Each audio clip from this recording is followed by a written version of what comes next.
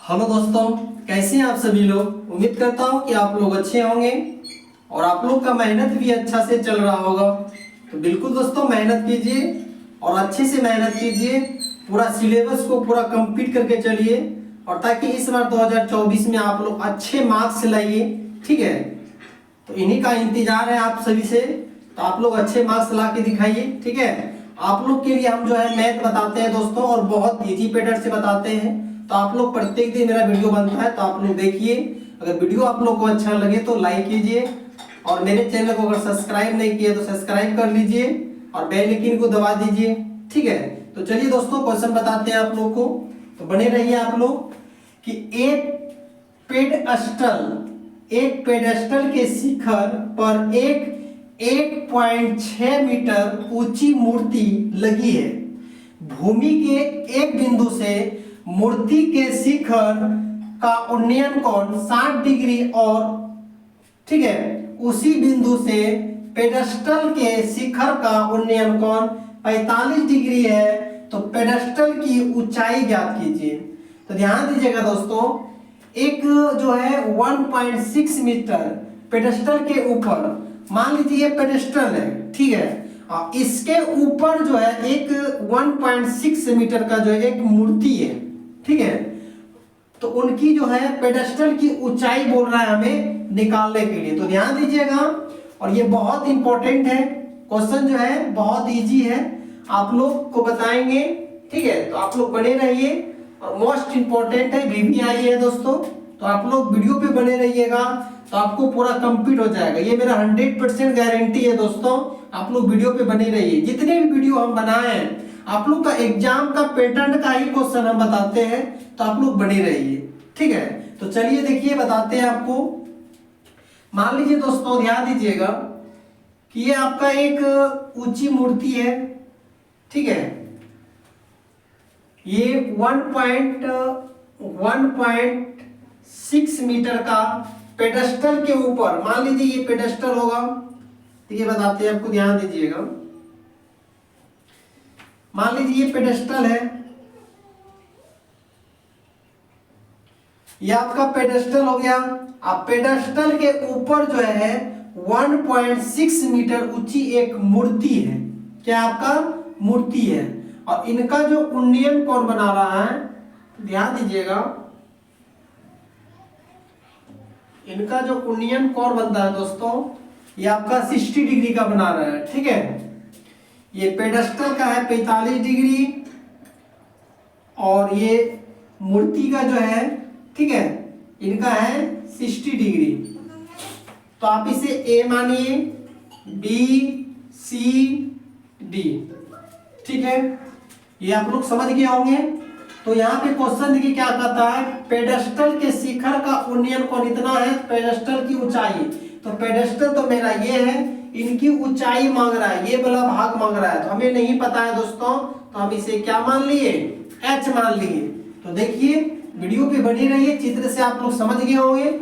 चलिए इसे सोल्व करते हैं दोस्तों, और बहुत इजी है। ठीक है, आप लोग देखिए पहले, तो पहले देखिए, ध्यान दीजिए, हम ये पेडेस्टल का निकाल रहे हैं त्रिभुज ABC में। ठीक है, त्रिभुज ABC एक समकोण त्रिभुज है। ठीक है, तो यहाँ पे ध्यान दीजिएगा, इतना बटे है ना, यहाँ पे ध्यान देते जाइएगा, आप लोग को बिल्कुल समझ में आ जाएगा। ठीक है, तो लंब बटे कर्ण, लंब बटे कर्ण किसका होता है दोस्तों, tan का होता है। तो हम ले लेंगे tan 45 डिग्री बराबर क्या हो जाएगा, CV बटे AB। आप लोग जानते हैं दोस्तों, tan 45 का 1 होता है, CV को हम आप H माने हैं और AB हमें नहीं मालूम है, तो AB।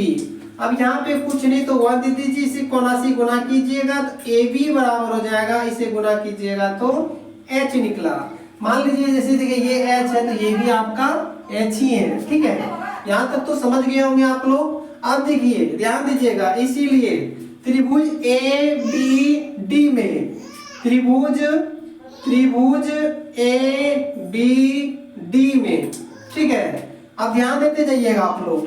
तो इतना बटे इतना, अभी तुरंत बताएं, इतना बटे इतना लंब बटे आधार, इनका भी 10 का ही लगेगा, ठीक है। तो 10 हो गया 60 डिग्री बराबर आप ले सकते हैं दोस्तों BC, ठीक है, BC प्लस CD अब बटे AB,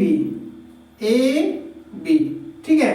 अब ध्यान देते जाइएगा, tan 60 का मान कितना होता है, √3 होता है बराबर BC को आप H माने प्लस CD का मान देखिए 1.6 है, 1.6 हो गया बटे AB तो हमें नहीं मालूम है, यहाँ पे कुछ नहीं तो आप यहाँ पे 1 दे दीजिएगा, ठीक है। आप ऐसे टर्निंग गुना कर लीजिए, ऐसे टर्निंग गुना कर लीजिएगा, ये हो जाएगा √3 AB बराबर H प्लस 1.6, इसे आप समीकरण फर्स्ट मान लीजिए, ठीक है। आप देखिए ध्यान दीजिएगा, समीकरण फर्स्ट में AB का मान रखने पर, ठीक है। अब देखिए ताकि AB का हम मान यहाँ पे निकाल चुके हैं, तो ध्यान दीजिएगा यहाँ पे बता रहे हैं आपको, समीकरण फर्स्ट आपका ये है, आप इसे नोट कर लीजिए।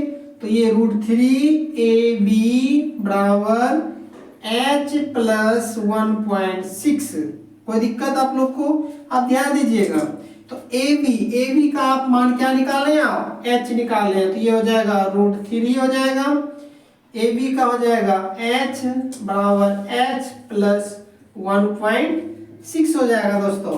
अब यहाँ पे ध्यान दीजिएगा, यहाँ भी H है और यहाँ भी H है, तो क्या हम H से हम कॉमा ले सकते हैं क्या? तो बिल्कुल ले सकते हैं दोस्तों, ध्यान देते जाइएगा आप लोग।